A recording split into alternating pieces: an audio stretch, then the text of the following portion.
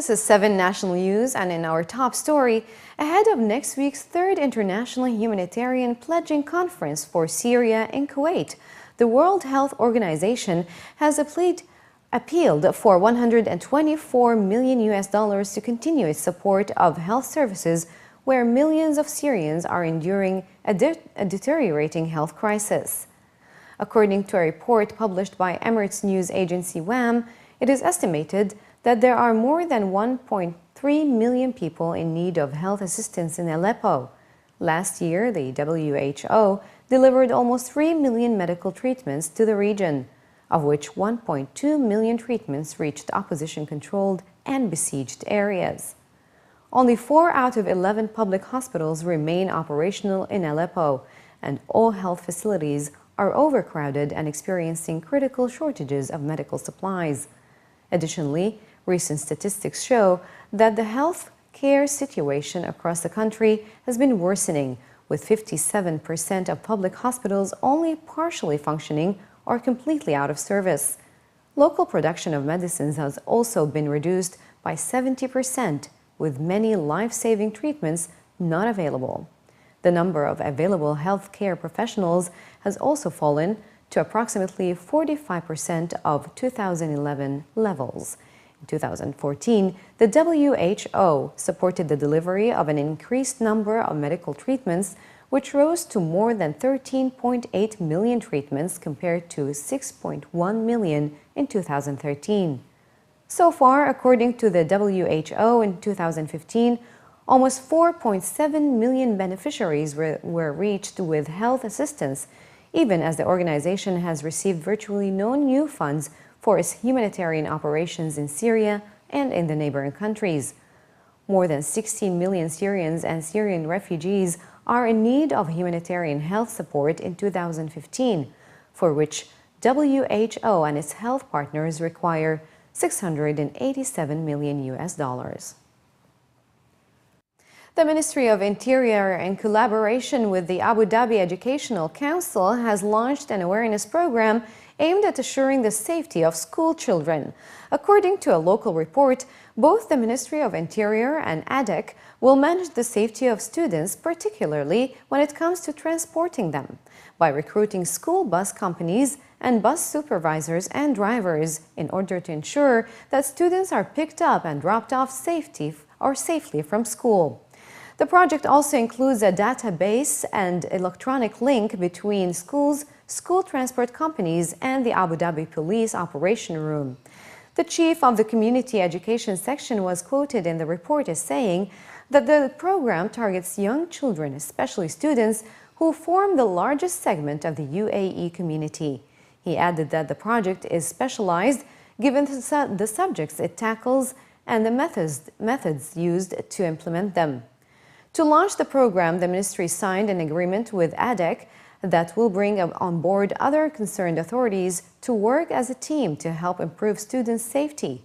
The report also cited another official who stated that the program will be implemented in the various elementary, preparatory, and secondary schools for boys and girls across Abu Dhabi through age-appropriate lectures.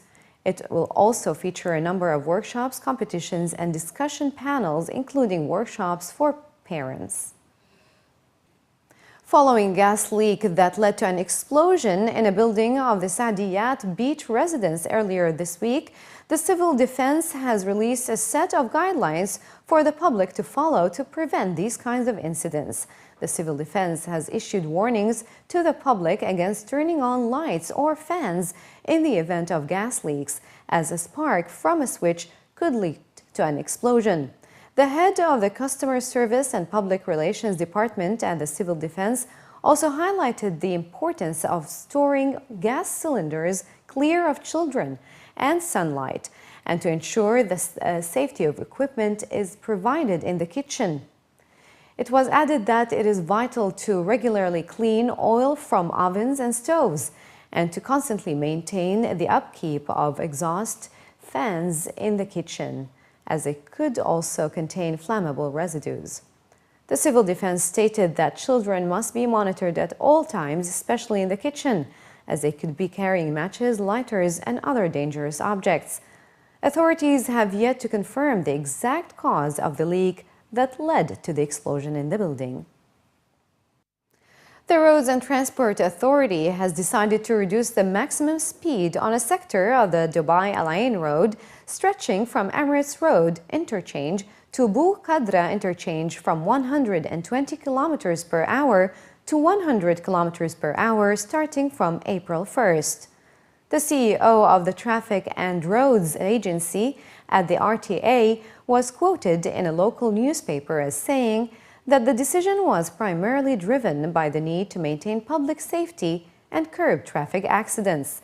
According to the report, recent statistics have shown that between 2011 and 2013, the area witnessed 7 fatal accidents, 4 serious accidents, and 9 moderate accidents due to speeding. High speeds were considered a direct contributor to 20% of fatal crashes and a secondary contributor to 80% of fatal crashes in the Emirate of Dubai. The mechanism of setting the posted speed, according to officials, depends on a number of parameters, including the designed speed of the road, the actual speed of the road, the urbanization level on both roadsides, pedestrian movements, and the availability of schools, mosques, and other vital facilities, as well as other considerations.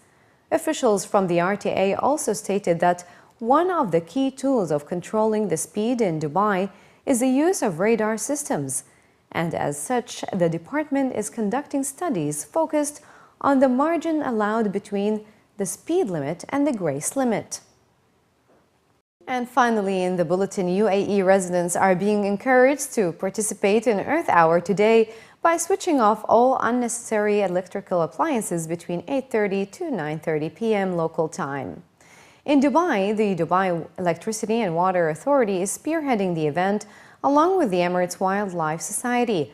Although there are no specific energy-saving targets this year, officials are estimating that the Emirate can collectively save up to 300,000 kilowatt-hours during the hour. Several events will also be taking place during Earth Hour in different Emirates, including in Dubai, with the main center of Earth Hour activities taking place in Bay Avenue Park in the Business Bay area. In Sharjah, 150 government, private, and iconic buildings will turn off their lights, with the main event taking place at Sharjah Corniche from 8:30 p.m. onwards. In Al Ain, visitors to Al Ain Zoo will be offered free entrance, and they will be able to take part in night walks with torches, stargazing through telescopes, as well as watching a classical musical performance at the African exhibit.